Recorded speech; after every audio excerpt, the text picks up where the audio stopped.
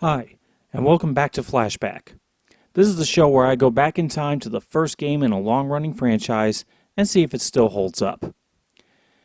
Well, since it's almost the start of the football season, I'm going back to the beginning of the football franchise to end all football franchises. That's right, we're talking about Madden. Now, when it comes to sports in video game form, football is second only to tennis in terms of how old it is as a concept. Those who regularly watch The Angry Video Game Nerd remember that the very first console, the Magnavox Odyssey, jumped through a bunch of hoops to find a way to get football on it. That didn't change much in the early days of the medium. Those of you who think that football games always look like a playable telecast, well, there was a time when football video games looked like this. Or this. In fact, Mattel based its Intellivision marketing on the fact that they can make their football look like this.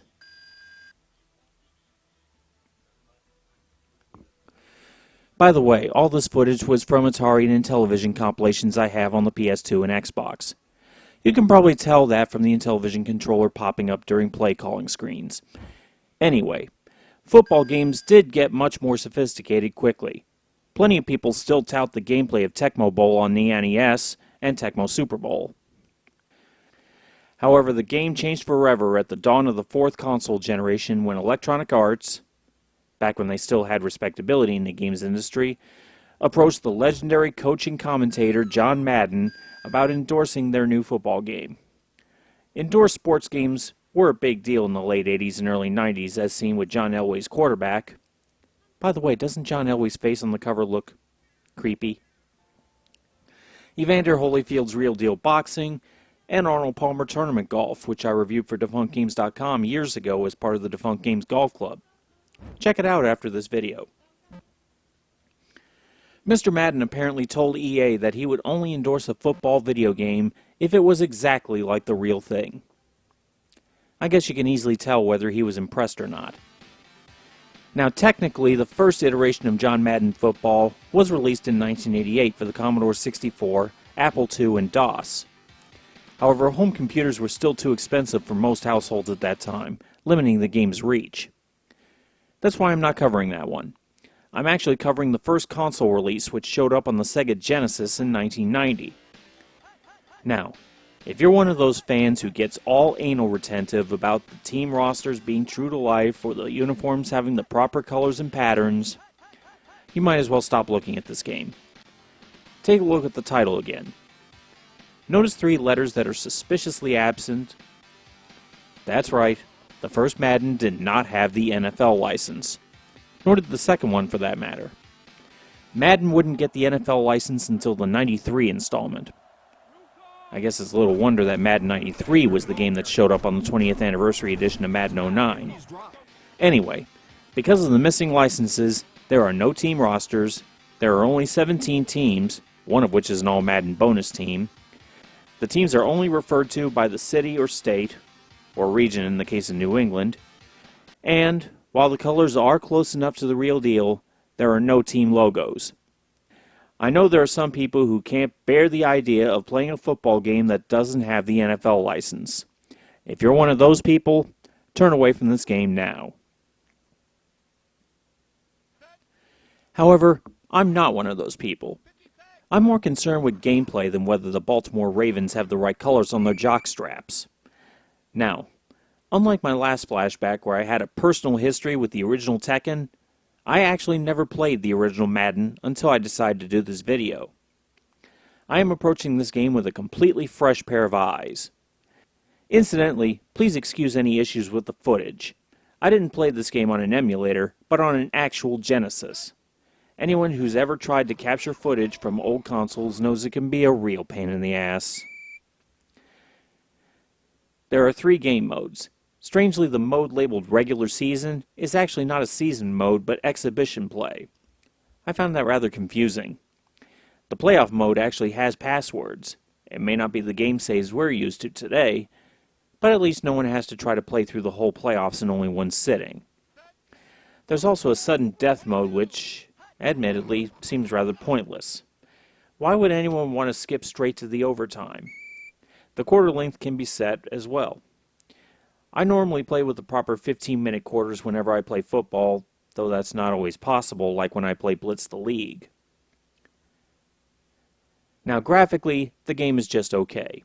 It came out only a year after the launch of the Genesis, a console that is just a touch more powerful than the TurboGrafx 16. The Stadium splash screen could have easily been done on the NES with just a few colors omitted. All the players are the exact same sprite copied 21 times. There is literally no difference between the quarterback and a linebacker. The scrolling gridiron is a nice effect for the time, but it isn't that different in execution from Super Football on the Atari 2600. We're not talking Mode 7 here. Fortunately, it does look good enough that the gameplay isn't hampered. Meanwhile, the sound is quite good for the time. I even like the tune that plays in the menu, although it does have that weird techno sound that always shows up in Genesis games. After playing this one, I have to wonder why the later games needed those super complex control schemes. While the Genesis controller is limited to just a D-pad and 3 buttons, plus the start button if you want to count that, the controls make perfect sense. Navigating the playbooks is extremely simple, unlike the irritating controls of Tecmo Bowl. The setup even allows a degree of secrecy to be maintained in multiplayer. On the field, it couldn't be more intuitive.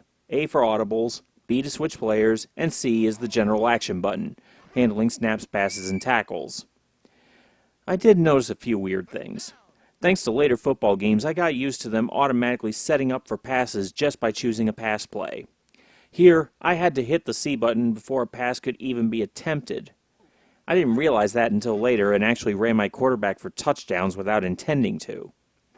The little screens for each of the receivers is a neat way of seeing which are open. Some elitists may be disappointed about being limited to 3 receivers due to the limited number of buttons, but I prefer that over creating cumbersome controls just to have more receivers. On the defense, some formations aren't in the playbook like the dollar package, but they have provided plenty of usable essentials.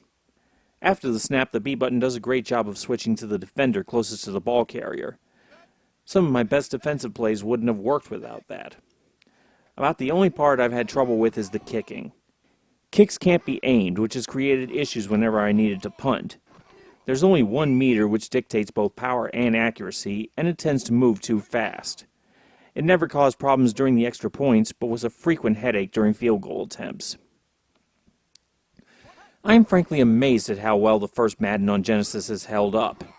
Sports tend to suffer the most from technological advancements, more than any other genre, and I expected that to happen here.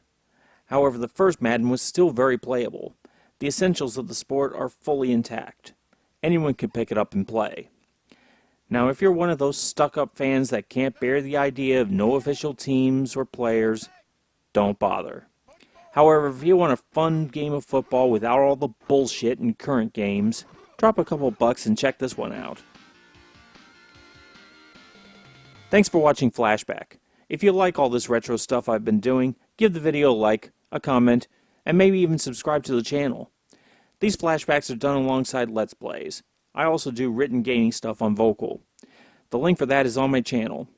If there are any old franchises you want me to feature on Flashback, drop a tweet to the handle below. I'm Adam, this has been Flashback, and I'm out of here. Game on.